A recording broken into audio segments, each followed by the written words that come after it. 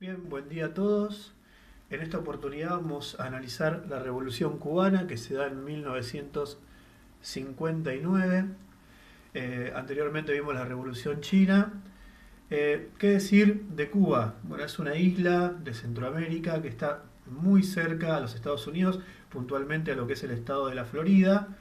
Eh, y como ustedes saben, esta época y en este tiempo se da la Guerra Fría, que va desde 1945 a 1990, y eh, los cubanos se convierten al comunismo básicamente en las narices de Estados Unidos. Esto es como una provocación, o lo sienten los norteamericanos como una provocación del comunismo internacional, del comunismo ruso, debido a que ellos son los representantes del capitalismo. Eh, Como ustedes habrán visto en el PowerPoint anterior, siempre arrancamos por los antecedentes, o sea, qué ocurrió eh, para que se dé una revolución en 1959 en Cuba.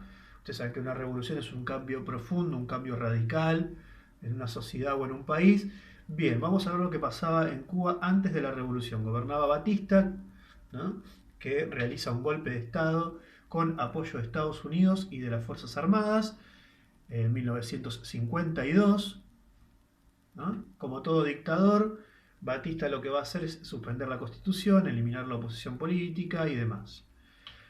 Estados Unidos había ayudado a Cuba a independizarse de España.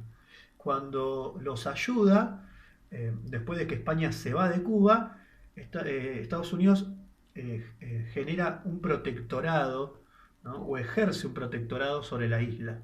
No la domina completamente, pero la controla.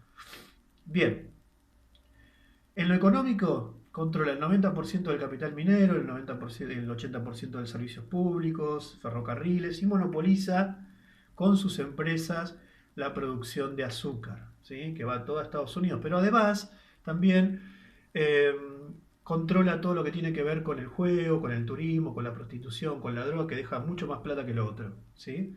Bien, todo esto que genera, este es Batista. Esto genera una sociedad bastante desigual, ¿no?, donde hay mucho analfabetismo, explotación del campesino, no hay un sistema de sanitario público, hay protestas en las ciudades por las condiciones de trabajo, pero el que sufre más esto es el campesino que trabaja en las plantaciones de azúcar, ¿sí? Bien, a raíz de esto surge la figura de Fidel Castro, ¿no? Miembro del Partido Ortodoxo, abogado y licenciado en Derecho Internacional. Fidel Castro con el Partido Ortodoxo se iban a presentar a elecciones en 1952 y como Batista sabía que podían ganar, hace un golpe de Estado. ¿Qué hace Fidel Castro luego de ese golpe de Estado? Opta por la lucha armada. Entonces la primera opción fue presentarse a elecciones, después del golpe de Estado opta por combatir a Batista con sus propias reglas, o sea, por la vía armada. Primer intento revolucionario de Fidel Castro en 1953. La idea era asaltar el cuartel Moncada, que suministraría armas para concretar la revolución, ¿no? Y por una falla de coordinación, o sea que se habían dividido en tres columnas y una de las tres columnas eh, de su ejército llega primero. El ejército de Batista se alerta de esto y termina sofocando la rebelión a las dos otras columnas que venían también atrás de esa primera. Fidel Castro va preso, ¿no? Es condenado a 15 años junto con su hermano. Como él era abogado, se defiende a sí mismo y en su alegato, que es su defensa, él va a decir una frase que va a quedar en la historia, que es: la historia me absolverá, ¿no? Y en ella denuncia todos los males de Cuba, ¿no?, los problemas de la vivienda, de trabajo, de explotación, de la falta de salud, el analfabetismo y demás, ¿no? Ese juicio lo termina convirtiendo, o le termina dando publicidad a Fidel Castro, ¿sí?, de alguna forma. Bien, este es Fidel Castro preso. Bien, termina recibiendo amnistía, que es perdón, por presión popular e internacional, ¿sí? Había manifestaciones en Cuba y también en el mundo para que lo dejen libre, porque, bueno, Batista era un dictador y para todo el mundo no había duda de eso y que Fidel Castro necesitaba que haya elecciones libres en Cuba. Entonces, por presión popular lo dejan libre y se exilia en México. Allí en México va a crear el movimiento 26 de julio y se van a sumar gente de varios países y entre ellos va a estar Che Guevara y Camilo Cienfuegos, ¿sí? Movimiento 26 de julio, este es el Che Guevara, este es el hermano Raúl Castro, el hermano de Fidel, y este es Camilo Cienfuegos, ¿sí? Del Che Guevara ya vamos a hablar un poquito más adelante. Bien, segundo intento revolucionario, vienen desde México a bordo de un yate, eh, son alrededor de 80, 85. eh, Simultáneamente se tenía que producir un levantamiento estudiantil en la ciudad de La Habana para distraer a la fuerza de Batista, pero por falta de coordinación nuevamente se hace 2 días antes y las Fuerzas Armadas de Batista se dan cuenta que están viniendo en un barco, los esperan y terminan eh, haciendo que queden básicamente 12 hombres de los 80 y pico que habían quedado, ¿no? Están casi todos muertos y los 12, entre 12 y 20 que habían quedado se internan, o sea, se van, se instalan en la Sierra Maestra, en la zona selvática de Cuba, ¿no? Allá, en ese lugar, puntualmente van a recibir protección del campesinado que se va a sumar al ejército de Fidel Castro.